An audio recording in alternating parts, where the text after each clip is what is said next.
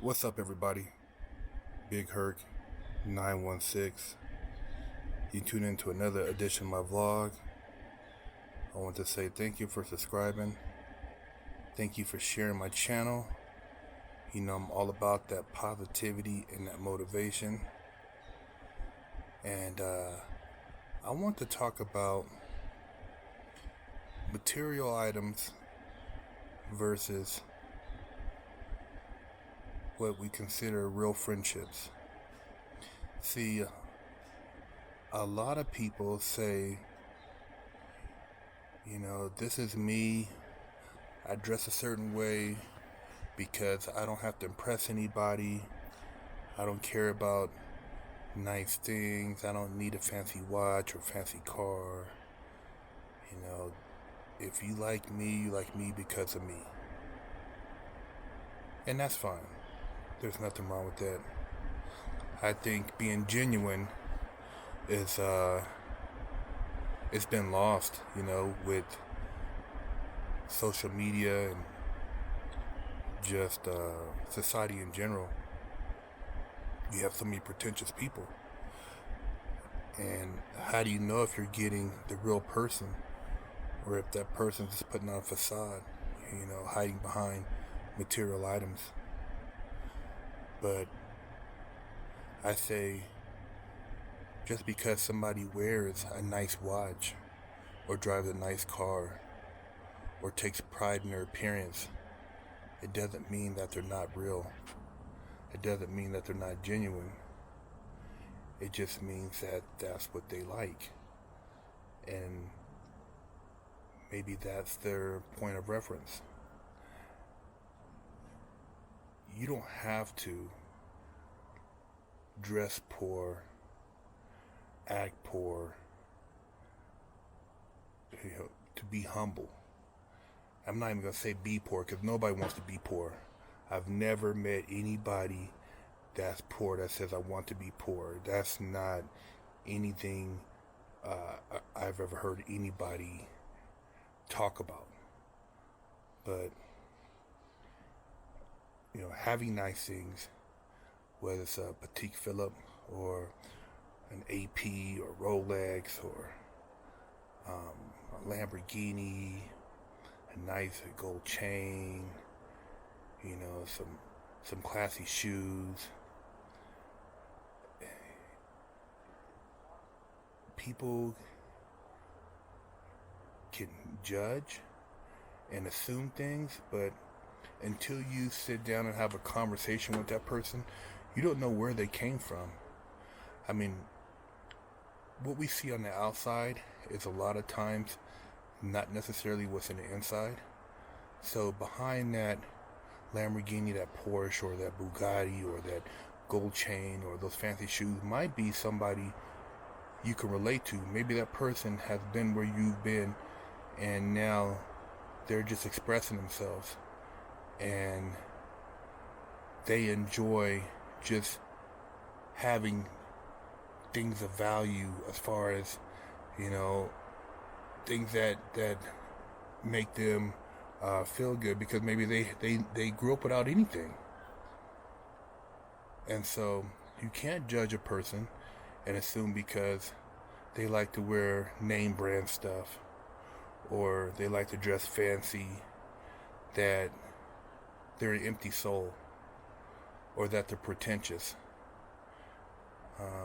You don't know what their backstory is. And just because the next person doesn't have a whole lot of material items and they dress average or subpar, below average, doesn't mean they're a great person either. They might be a cold hater. They might be somebody who has a lot of personal issues and bitterness towards success, so they perpetuate the mentality of a poor person, of a poor mentality. Being poor, you're taught that. Yeah, some people are born into just rich families. Their families set them up, whether it's through previous activities as corporations or real estate or agriculture, or maybe they were born into some rich Middle Eastern family and they got a bunch of oil money. They were born to royalty. Those are exceptions. Those are people who, they will never know as far as what the struggle is. But to have to come from nothing doesn't mean you have to continue to be nothing. It doesn't mean that you have to point the finger at those who were, blessed in a sense with material, and for you to say those material things are the tool of the devil. That's all tied in. I think, when you go back to religion and how they teach you that poor is better, but yet they're balling private jets, Rolls Royces, and all this stuff. Even some of these places, man, you look at the size of them, and you go there and you can barely pay your rent, but yet you're giving them a tithing. And that's one of the things I think that's the main proponent of perpetuating poverty, is buying into that. But having nice stuff, you should always want your kids to have better than you. You should always want your kids to think higher than what you thought. Why would you want your kid not to want to have more than what you have, and to have better tools and access to better resources than you? If you don't want your kids to have more than you, want more than you, to be in a better position than you were at their age, then you are a cold piece of shit. For real. You don't want your kid to excel beyond what you had. You want your kid to be, I remember when I was 15, 16, I didn't have that. Well, that's you. Don't you want your kid to have more? You got to be a fool to think that, I would ever want any of my people around me to have less than what I had at their age, because I'm mad because, they're living it better than I did. They should be living better. You work hard so that your younger legacy can live better. So, you don't know. You're not basing their life on materialism, but you want them to be able to have a higher standard and have higher goals to achieve a next level of success, so that their generation will be even at a higher level than what they are. And that's how you go up the food chain. It just kills me, man.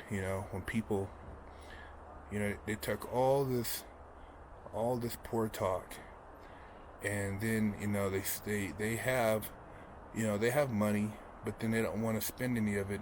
But then you look at their health, and they're just garbage. Health-wise, they got all type of issues and problems going on with themselves. But then again, they don't want to spend the money to take care. They have the resources, the money, but then they're not taking care of their own self. So where's the life? Where's the enjoyment in life? Where's the pleasure in actually living life? And I'm not saying you should chase these material things. You shouldn't chase anything. You should chase knowledge of self. You should chase a higher level of spirituality and live out experiences so that you can have a point of reflection in life. And along that journey, if you acquire certain things, and those are just things you've acquired in the game that allows you to accessorize on your journey. So when you go on your next trip, you have these extra trinkets, but none of that stuff you're going to take with you to the grave. If you have kids, you can leave them something nice, and hopefully they can build off of that and have at least something to fall back on. See, the thing about wealthy people, they can make multiple mistakes if they have enough money to continue to try, and eventually something they do is going to hit. Poor people, you don't have very many tries. You have a few flubs and it's a wrap. You know, you're damn near on the street, and that's the difference, man. You know, that's the difference, man. It's opportunity to come back, and that's sometimes what we all need in life is an opportunity to come back. But I feel that, you know, I always want to look my best, dress for success, smell good, you know, wear fly shoes, have my hygiene impeccable, you know, and just be a person that represents a good human being, you know, somebody that's, you know, up on first appearance, you would think, oh, this guy he's got his stuff together, you know, and people, no matter how you want to look at it, they judge you by your appearance. You know, you got some 10-year-old tennis shoes on, and you're trying to talk the talk. I mean, if you're not trying to elevate, then I guess that's cool. But if you're trying to actually elevate and move up the ladder, I'm not saying shoes are going to X you out, but you want to make sure you keep your appearance at, you know, the highest level you can, man. Because, you know, one thing I realized, people with money, they don't really care about people who don't have money. They only care about other people that have money that can help them make more money. So if you think that, you know, you can play on somebody's sympathy that really has a lot of money, you know, they're not with that broken record. And you know, if you sit down and talk with a lot of them, you could probably, you know, get a good answer based on what their life experience consisted of and where they've been. But they don't want to hear it.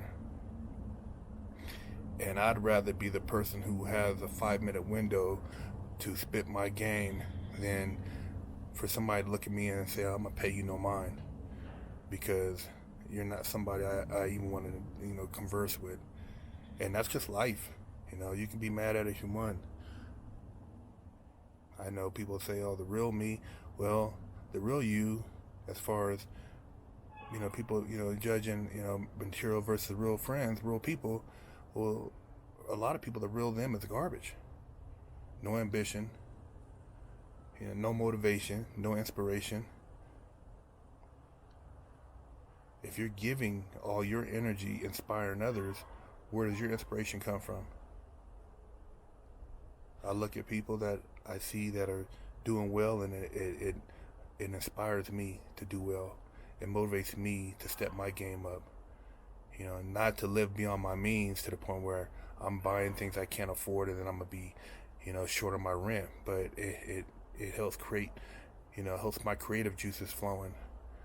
Maybe there's some business ideas that I've missed out on that it's right before my face. But, you know, I'm so caught up on just the everyday thing that I'm not taking advantage of them. But that's how I look at life. You know, everybody looks at it different. You know, you could look like a bum and think that you're humble and you're, you know, this great person and blah, blah, blah. Or you can still be a great person, you know, and have nice things. But don't just base everything you know off a person off of what they have. There's a lot of people that have material items and they're garbage, you know. They're users, you know, that stuff they're leasing the cars or renting the cars for the weekend to floss, and you know they're doing the old bait and switch. Men and women wearing all these name brand things, and they live in a studio apartment, can barely pay their rent. They got a Bentley that they share among 4 or 5 girlfriends, and they switch off who's driving it. But they catching these ballers, and they getting them to, you know, either skeet up in them so they can get pregnant or buy them something. But that's, you know, that's part of the game too. That's the game. Don't mean you have to be a participant in it, but you just got to be a better judge of character.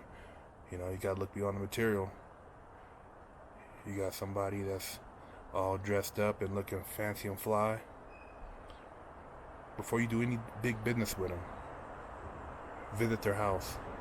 Find out where they live. Before you give anybody a bunch of money, for any type of investment. Go to their house. Meet their family. That's how you know what they're really made out of.